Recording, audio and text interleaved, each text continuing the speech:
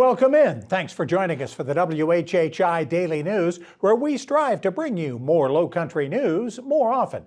I'm Bob Stevens. We begin with some very good news. Clemson's last-minute, long-distance field goal win over SMU Saturday night in Charlotte won the Tigers and their fans another ACC championship, and this year a trip to Austin, Texas, a week from Saturday to begin the first-ever college football playoffs against the Texas Longhorns. The two schools have never played in football before, but they do have something in common just this season. A loss to second-seeded Georgia, who will have that first round off after winning the SEC title over Texas. If Clemson were to beat the Longhorns, the Tigers would get a New Year's Day trip to Atlanta to play Arizona State in the Peach Bowl. USC ended up ranked 15th in the playoff chase, but got a pretty nice consolation prize for Gamecock fans, a New Year's Eve Citrus Bowl game in Orlando against Illinois. Yep, the Gamecocks are going to Disney World. Georgia's Southern fans get a trip to the New Orleans Bowl. That's not bad at all. They'll play Sam Houston State on Thursday, December 19th. Justin Jarrett will have more Lowcountry sports a little later on this hour. Now to the more serious stuff, the finances of Jasper County schools now being controlled by the State Board of Education because of concerns about financial mismanagement, including audits that have been months late.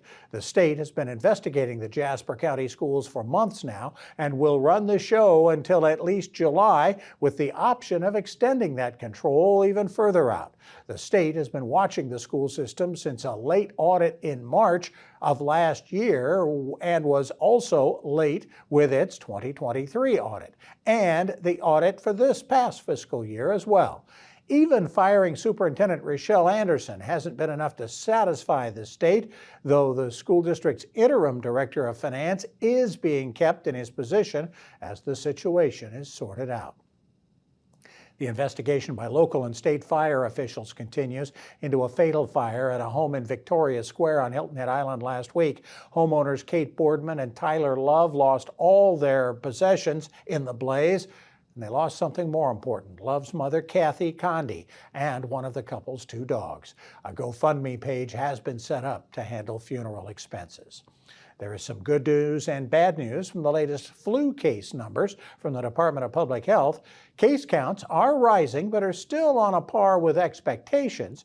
Jasper County, though, is 10th highest among the state's 46 counties in per capita cases of the flu. Upstate counties actually top the list, and Beaufort County is not in that top 10.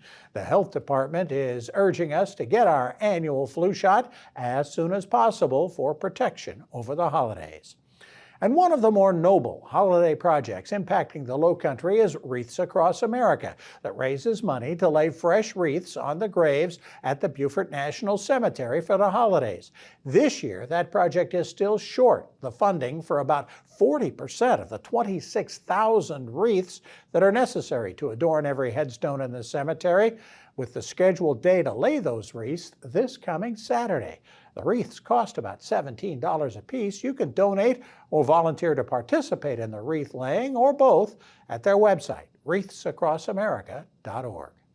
For more details on these stories and other Lowcountry news, we invite you to visit the sources listed on your screen. Still to come, Justin Jarrett talks Loco sports. We're also going to visit a group that is collecting toys for the holidays. It's a beautiful little story coming up. But next, we'll talk with Charlie Clark of the Hilton Head Bluffton Chamber of Commerce. Plenty of things going on as we head for the holidays and into 2025. Stay with us.